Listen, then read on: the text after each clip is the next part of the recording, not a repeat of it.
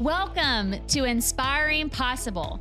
I'm Christy Pennison, former stuck person turned therapist and dream consultant.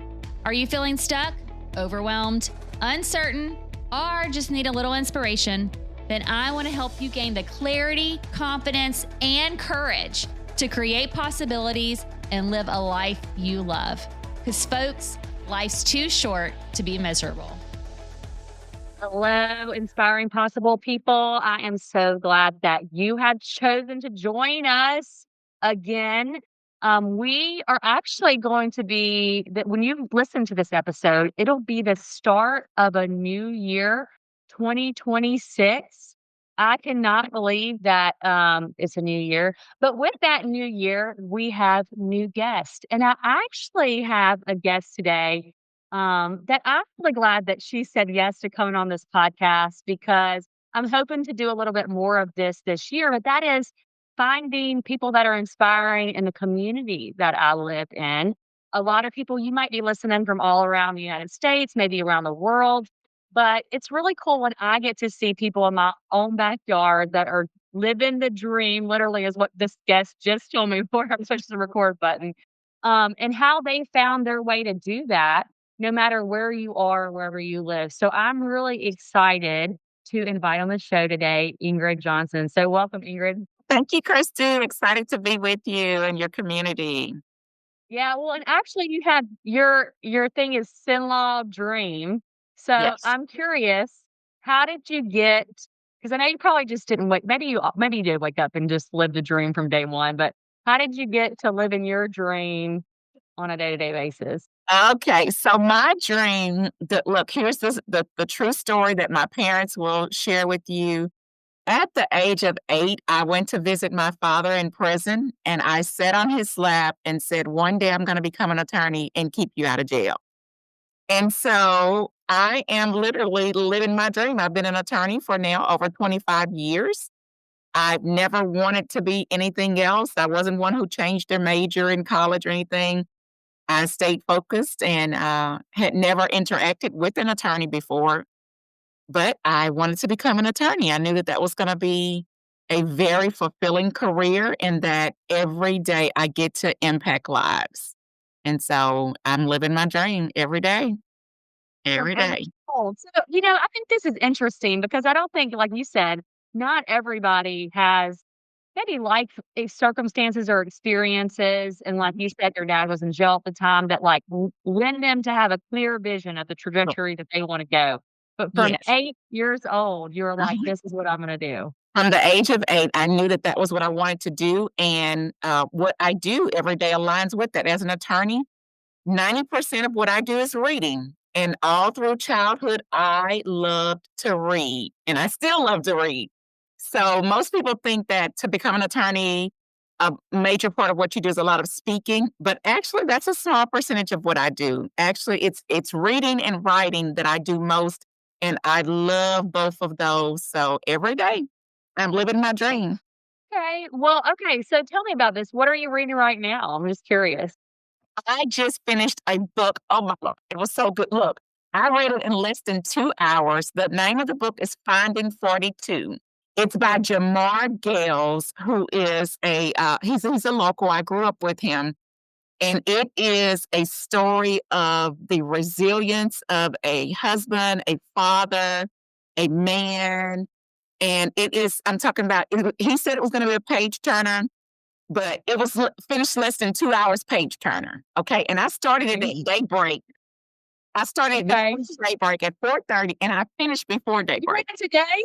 Yeah, so it is super fantastic. He's someone you should definitely meet because the story is so inspiring for anyone who wants to read something about courage and about how things happen that you don't plan for, but with God, you can make it through anything.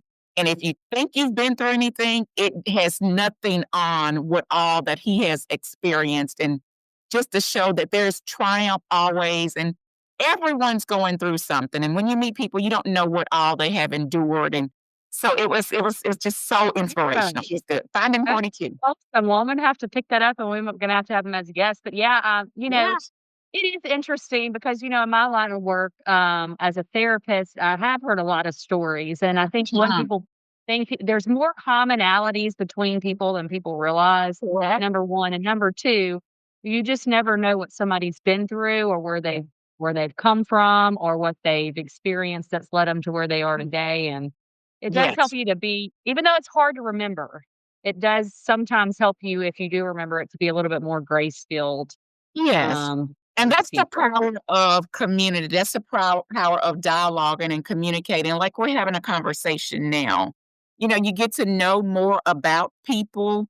You get to understand how they are the way that they are. The more you know people.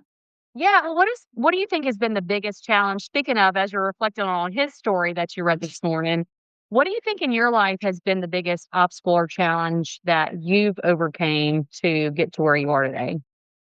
My biggest challenge that I have had to overcome is lack of diverse experiences prior to becoming an adult. So Okay. there's certain situations that I've been in now as a professional that I had never been exposed to as a child. So I've had to, and here comes again that love of reading. I've had to read books on how to do certain things. Like I had to read, how do I apply to college? What does it take to become an attorney? You've got to take the LSAT test. You've got to go to school for 3 years. I had to read the processes, what was going to be the processes for all of those things, because I hadn't been exposed to individuals in my family or even in my community that had done those things, that had went to college, that had graduated from college, that had went to law school, that had went to a courtroom, that had been people who were the only minority in a room. So those were things that I had to make sure that I did extra reading and observations to train and prepare myself for those things. But those things were challenging, but all things you can overcome with God. What I'm hearing you say is like, really, for your experience growing up, there wasn't a lot of exposure to people, that were in the role that you are in now. Correct. There And was no absolutely no clear exposure. path, no mentor, no, this is how you get Correct, there. You correct. just knew you wanted to get there. So I'm just curious, how did you find these books? Was it just more like, I want to figure this out, so I'm gonna go find a book? Or was there somebody in your life that kind of opened that door to help you see this is where you can find these resources? Or was it just that determination, like, I'm just gonna figure it out? Because I know there wasn't, Ingrid, let me ask you this. I'm not gonna put the assumption out there, but was there like a Chat GBT or a Oh, Google or no. things like that when you were growing up? No, no, no, no, no, no, no, no, no. None of those things even existed, okay? Look, here is what I give a lot of credit to from my exposure to, as to how to get to where I am. Public library, okay? Growing up, I would catch the city bus or walk to the public library, the same one that God has allowed now to be less than a block from where my law office is, the same library branch. I would go there. You could check out books for free. And I would go to back then they had what was called card catalogs. And you'd look up what the subject is that you wanted to know about, and it'd give you a whole little series of books that were on that particular subject. So I'd go there to that public library and I'd check out stacks and stacks of books. And my mom will tell you, I would sit in the corner and just read and read and read and read and read. And that's how I knew that there was even opportunity for me to have something different than what I was exposed to in my home environment, in my home neighborhood, for generations in my family. All of that was through free books that I read from the public library. So I'm an advocate for the public library. I serve on the Friends of Library board.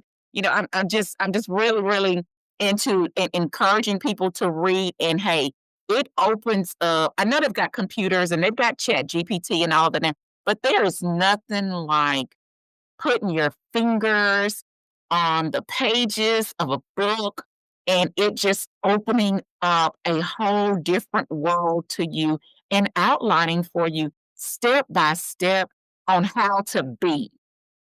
Yeah. You know what? That's incredible because, when I was growing up, I don't think I probably checked out as many books as you did because it sounds like you were a ferocious reader. And Yes. I was like, I still read a good bit because, again, there wasn't this digital component in growing up. I mean, sure, there was computers, but they really didn't have access to the internet. I think internet might have come in my later teen years, maybe Okay. early young adult, like where it was really accessible.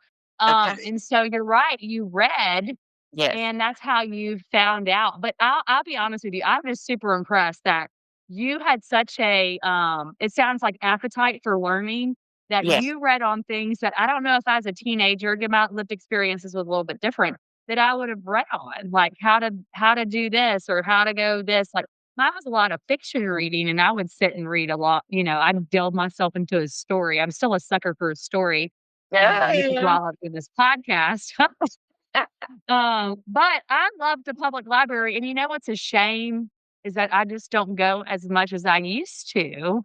Like in Yes. those days of even like probably till probably my early 30s, I think I kind of started decreasing the library. But the library is a great resource, and you can Oh, find it's awesome. anything. Look, and even now, you can go there now and learn different skills because they offer different classes, and it's all free. It's all free. They have movies you can check out. They've got audio books. It's just so it's a wide range of things. It's not just limited to the actual books that you can hold in your hand. And they don't even have the paper card catalog like they used to have. It's all digital Yeah. now. But the If we ask exposure kids to these things, days, they'd be yeah, like, we do not know what you're talking about. you wouldn't do it. But look, all of that was preparation for law school because law Yeah. school is you're reading hundreds of pages a night. So you've got Mhm. to really love reading and attempting to comprehend what you read because that's what every day and night of law school is reading, reading, reading, reading, reading. And then it gets down to that one essay test that you take at the end of the semester.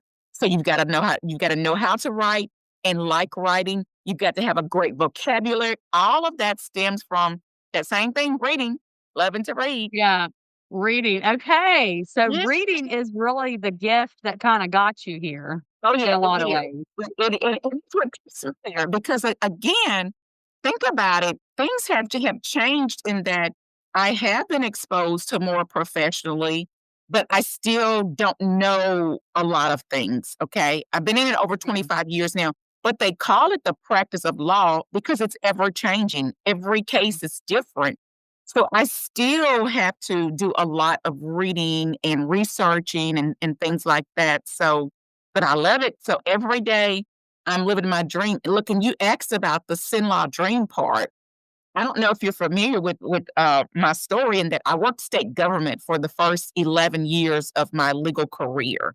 And Okay, no, I then didn't know any of this, so let's go. Okay, so you're still in the States? so Okay. here's how the sin law part comes about.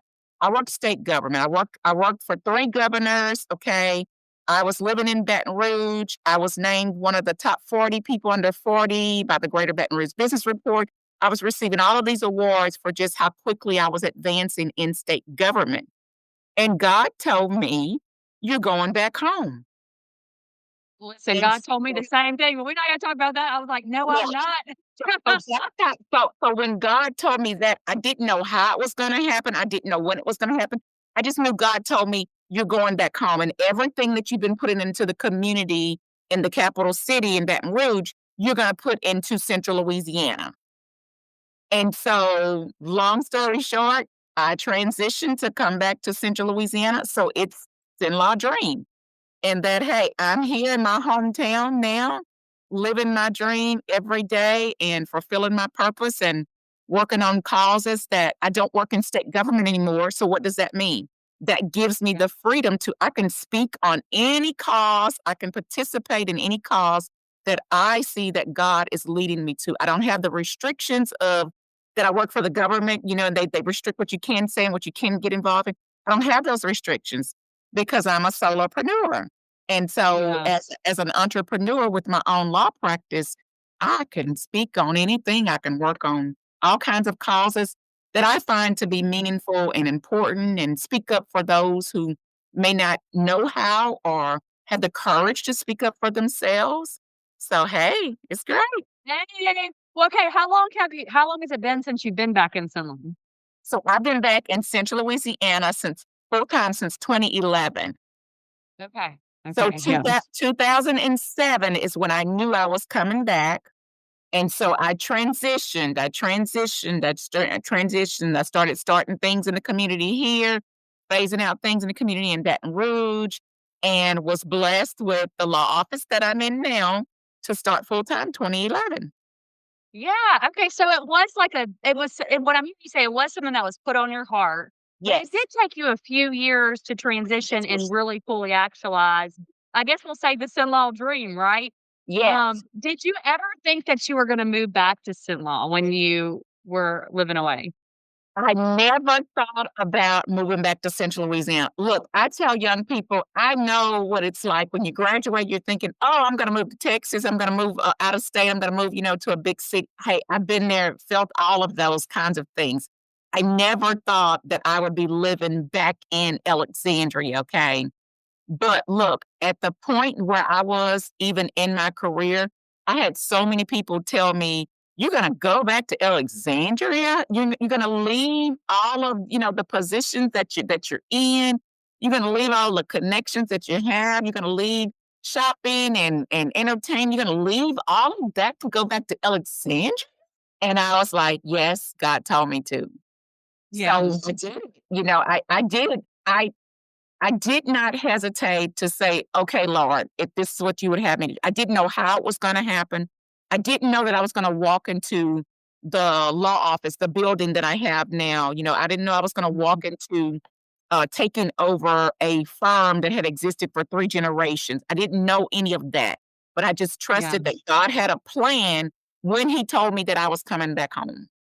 Yeah, you know what? I love that because I do think that's, probably a similar point in both of our stories. Because but now I was 2019 when I moved back, but I remember when I moved away in 2014, and Uh-huh. I was much like you, very involved in, the Lafayette community. I had Yeah. did the war too. Like, there's some similarities with our little stories, that we Okay. have for and I was like, I was so involved in a lot of the young professional groups down there and community things. And, I remember whenever I guess I got my calling, it was so clear, but Mhm. I also was like, "Am I hearing this right? I Uh-huh. said I would never move back. I'm Yeah. supposed to move back?" You know? Listen. And, it was crazy how everything kinda worked itself out like you said, and the pieces just fell into place. It doesn't mean that there wasn't some obstacles in that transition, but Correct. the transition Correct. happened pretty quickly, and it was very weird because I was like, "I think I am selling my house."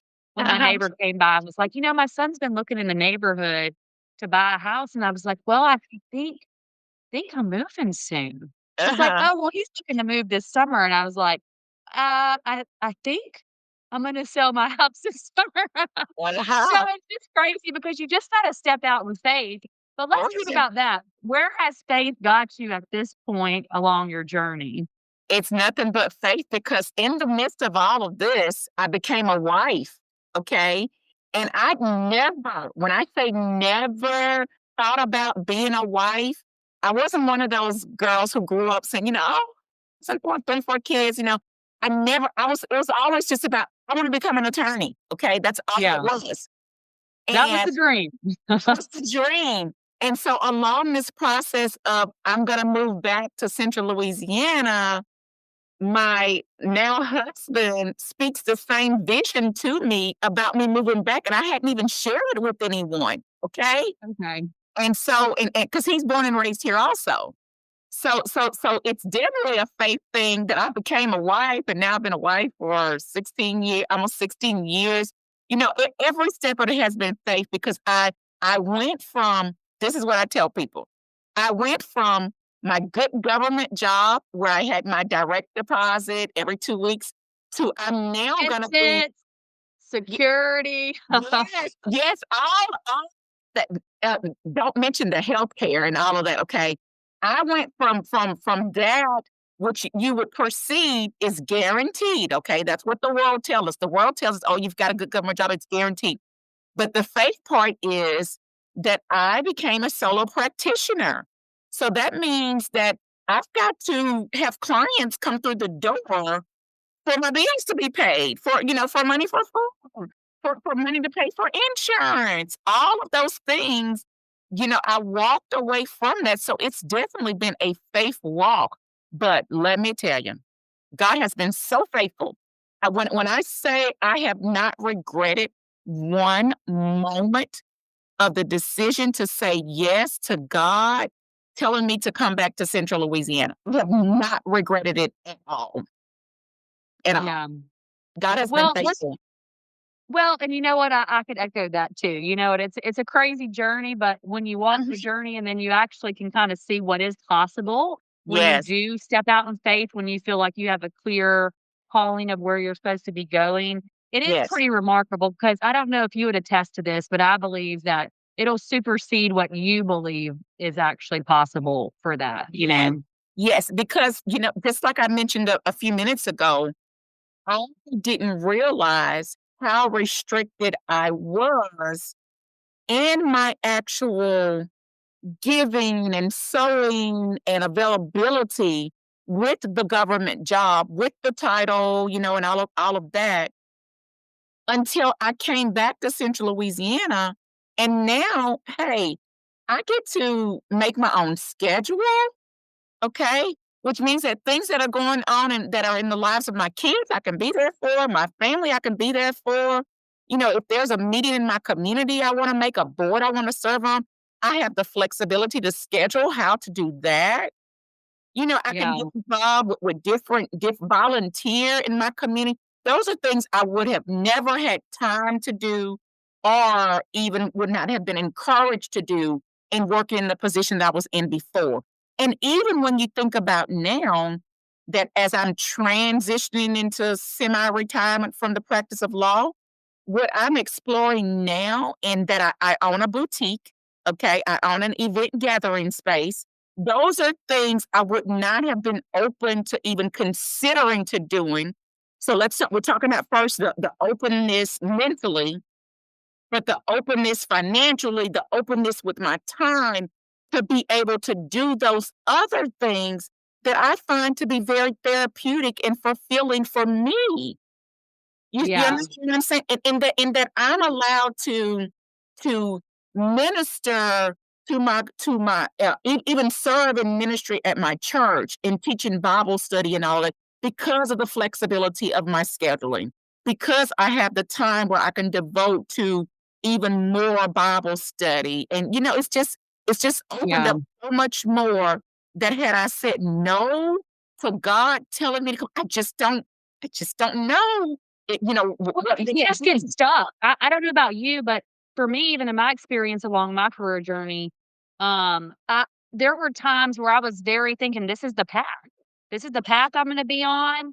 I'm gonna stay on this path for a decade, 2 decades," like, and Yes, I just had a laser focus that until I started being more open and listening to different things that helped me expand my viewpoint of what was possible or just yes, taking different information, have mentors speak into my life, then I don't think I would have deviated from that yeah, path because it wasn't a bad path, but you just, when you're in that world, you just feel like this is the way. And so the only way is to like keep going in this path, not always can I jump out and there what would happen on the other side yes, of if I did leap out on faith. Because I do think, and I want to acknowledge for people listening, there is a real fear about that because you are so used to, I need this, like you were talking about, to pay my bills. This is yes, this is it perceived as guaranteed in a lot of ways, even though we know anything can happen and it's uh-huh, not always the uh-huh, reality. yes, You know, but it's perceived that this is what it is, and to really just take that, it is a hard leap, but it sounds like it's allowed you to actually feel more alive, is what I'm hearing you say in a lot of ways, and more aligned with how you want to live life, which I know me and you talked about when we met about this boutique, because that was a yes. creative outpouring that you're like, "Actually, let me see, I always like this and this." Maybe tell a little bit about that story of how you actually expanded into these other areas of interest for you. Well, look, here's what it's about. What I told you before we came on. I am living my dream. That's an ongoing thing. Living. I am living. Okay. It's not just that I'm in the dream and that I'm an attorney. Remember, that's what I wanted to do since a child. But I am living the dream. So I am intentionally every day making sure that, look, these 86,400 seconds that God gives me, that I feel like I have done from start to finish it all for the glory of God. So the way it came about with the boutique was, I told you when I first came back to Central Louisiana, I was blessed to be able to purchase the law office, okay? The building that my law office operates out of. There were 2 buildings on side of my law office that I walked by for 10 years, okay? That I just walked, they were right by, and I just walked by, and they sat empty. And I just walked by 'em, and they sat empty. And so I knew that I've always been a creative person too. That's an outlet for me. I love to create things. I love to see, things come together. I love to take things and repurpose, like find a new purpose in it. There's purpose in everything. So a part of me being able to express that creativity is I would dress mannequins. And, I had a mannequin at the house, and so I dress mannequins and I decorate for the holidays and all this kind of stuff. But long story short is I started, and my husband, he noticed what was happening because he'd encouraged me, and I started purchasing things for a boutique. Never vocalizing that I'm gonna one day have a boutique, but I get another mannequin, and then I dress it like a Christmas tree, okay? So I'm not just putting clothing on it, I'm dressing it like a Christmas tree. And then I get something else, and I create something, I get something else, and I create something. But when God blessed us with the 2 buildings that sat on side of my law office that I had never imagined that I would own, okay? One of them's gonna be a boutique. And the other building is going to be utilized for what I was already doing in the community, gathering people. So the middle building is an event gathering space. I've always loved bringing people together, okay? My love language is quality time. So I love spending time with people. So I've been hosting Bible studies for women and hosting different events in the community for children and teens and stuff.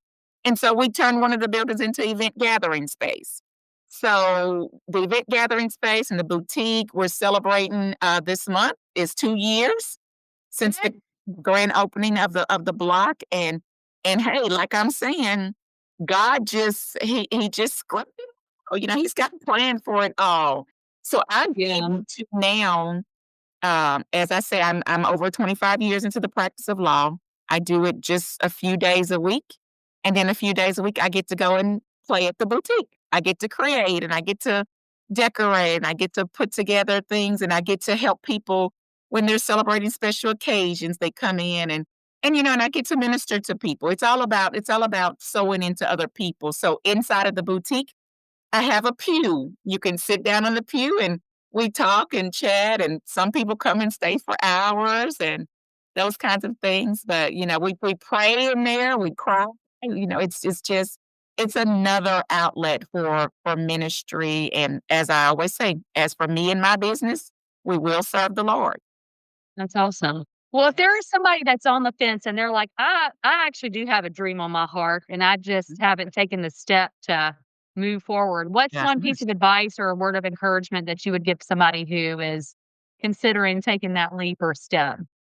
As you pray, write the vision and make it plain. None of this in my life happened overnight. It was all a process. But I told you I like to read. So I research what's going to be necessary for me to do this next thing that I want to do. Research, research, research. And then expect that when you're praying, God's going to give the download, and you write the vision out. You write the vision out. I'd sketch it out how I wanted the space to look, how I'd write out, what I want my signage to say. And I'd write out, okay, what kind of promos what was I gonna do? I researched different things and then wrote it out And like I said, it does not happen overnight. But if God gives it to you, he's gonna provide everything that you need to make it happen. Because I didn't know, I'm an attorney, but I've never been in the retail business. So I had to Mhm. research. At the research, Yeah. like, okay, what are the trends? What do I need to know? What are the permits that I'm going to need? And what's even the machinery? What's a square machine? I didn't have a square machine for Yeah. long. What's a square? All of those things. Hey, guess what? It's in a book. Well, now they've got the internet, so you can look all Yeah. this stuff up, but equip yourself with information so that you can make informed decisions along the way as you take steps towards achieving whatever your dream is. You don't want to, there's no reason for us to now in this year to say we don't know something and we don't have access to information because we've got access. So Yeah. you use those accesses that you have for information so that you'll be knowledgeable when you go to speak to people that can help you. And God does that. He sends people that are willing, and that's the power of community. That's the power of being open to community. Some people will tell you, don't share with other people what your dreams are. How will you ever meet the people who are willing to help you if you're never open Yeah. to expressing that, hey, I need to know about this. I have a desire to do this. Where do I buy this from? Where's the best source to get this certain thing from? When you trust God, hey, Yeah. Well, and another thing that you're saying that I like is don't be afraid to ask questions. Like, don't I think do that not is a big deal. Is like when you're learning, we're all starting at something. We all have to start will somewhere to do correct, something new. And correct, so don't be afraid to ask questions. What I'm hearing you say that you also did, correct. that was like, okay, I might need to share this or even ask somebody. Would you be willing to give Yes, your insight on yes. what I would need to do next? Yes, So, yes, yes, and look, and that's the awesome thing about it because, hey, had I not been open to that, I've been in unfamiliar territory my entire career, okay? I am a African American woman, so that's double minority. My profession is a majority white male dominated field. So had I not been confident and courageous enough to still enter rooms and participate and ask questions and observe, I wouldn't be where I am today. So you've yeah. got to be willing to put yourself out there, willing to say, you know what, I'm gonna try this. You're always a failure if you never try. And It's true, it's true. I don't fail through all things. I am victorious because I'm going to get a lesson from it. I believe God is going to give me a lesson from everything that I attempt to get to where He would have me to be because I'm going to make sure that it's all for His glory. Yeah, I love that. Well, let me ask you something. I like to ask my guests this question to kind of, wrap up our conversation for today. But if you were to give maybe 8-year-old you who wants to go visit your father, it might be a different part. You could do a younger Mhm. version or an older version, but if you were to give younger you one piece of advice or one word of encouragement, if you could go back and talk to your younger self, what's one thing that you think you would wanna tell yourself? I want to tell myself what I just said. Try. Try. There are a lot more things that I would have tried at a younger age if I just believed. My faith has grown so much. If I had just believed more in God has equipped me, because there were so many times that I did not feel fully equipped because I lacked exposure. I felt like like you hear people say you can have book sense but not common sense. So I had book Yeah. sense. I knew what books said. I read a lot. But the actual experience of doing, I didn't have. So I would tell my younger self, try to do. Try to do. You know what to do, so try to do. Yeah, I love Try it. that. Try it.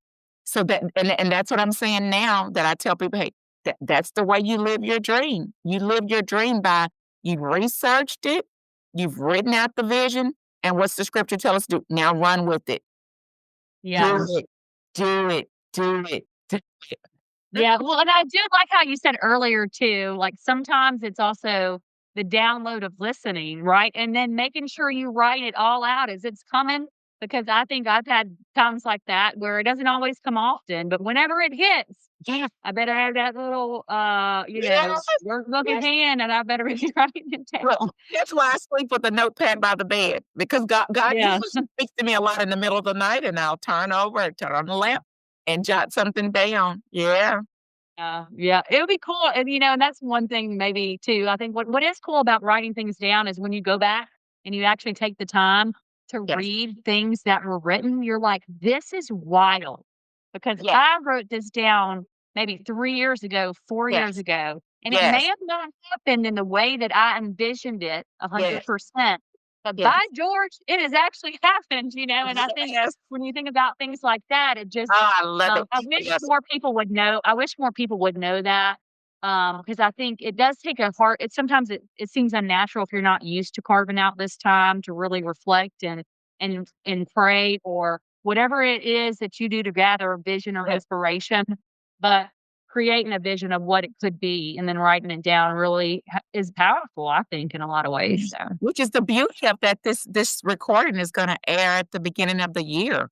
That's always Mhm. a great time for people to, to write the vision, write it out, and set mini goals, and then go larger goals, and, hey, just take it into step. Because look, when I was getting ready to open up the boutique, I'd say, "Okay, by this month, I want to have secured my permits, okay? By this month, I want to have secured accounts with the different merchandiser that I'm gonna purchase for." So I set little mini goals. I didn't try to do it all at once. That's why I'm telling you, it was years. It was, years Yeah. leading up to. So I set little mini goals leading up to before I got to launch date. Okay?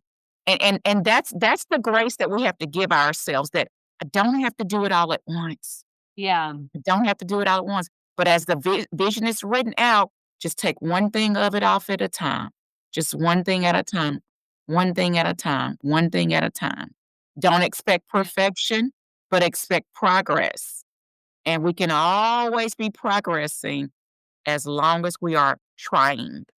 Yeah. Well, there's a quote I really like that I think Tony Robbins said it or somebody, but it always stuck with me. And when I really started chasing some of the vision or goals and doing these micro goals, I'm like, this is true. And the quote was like, most people overestimate what they can do in a year, but Uh-huh. underestimate what they can do in like 5 years.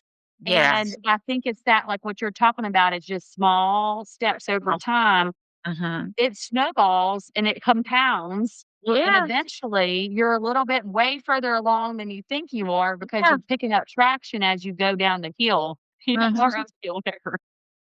So anyways, well, thank you so much for coming and being a guest today. If My people pleasure. want to get in touch with you, or they want to know more about this Sin-Law dream, or they want to come to your event space, order from your boutique, or we hope you don't need legal advice, but if you do, No. If you do, I advise businesses, churches, and nonprofits. So if you do, and yeah. So I if do you lots of family estate planning, those kinds of things. You look, okay, my website is www.ingridfjohnson.com.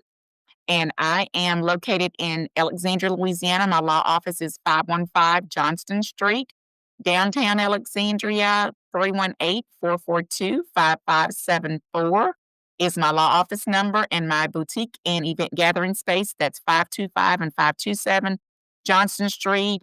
And we are at 318-319-8819 on all social media. It's at Ingrid F. Johnson. My boutique is Finds and Favorites, and we're on Facebook, and look forward to meeting all of you and hugging your neck and having a chat, and hey, let's talk about yeah. how to be inspired.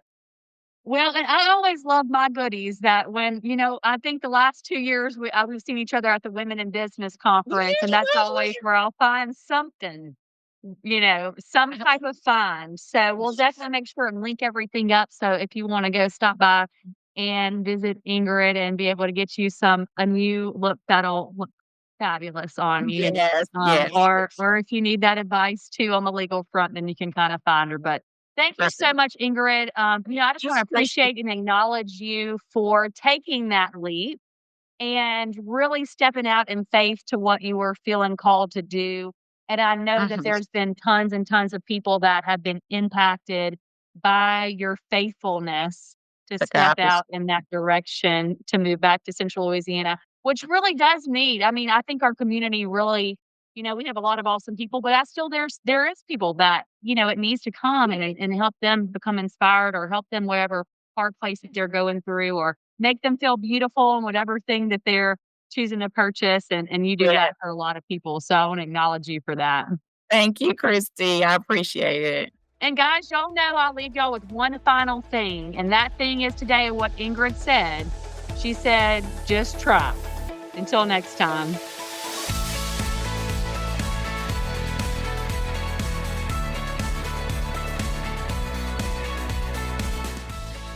That's all for today on Inspiring Possible. If you found a little inspiration today, please go on over to iTunes, Spotify, or wherever you tune in to listen to leave us a comment and rate us. Also, make sure and link up with me at inspiringpossible.com to get the free Dream It, Write It, Do It workbook. And don't forget to follow us on social media and share this with anyone who needs to be inspired. Remember, if you can believe it, it's possible.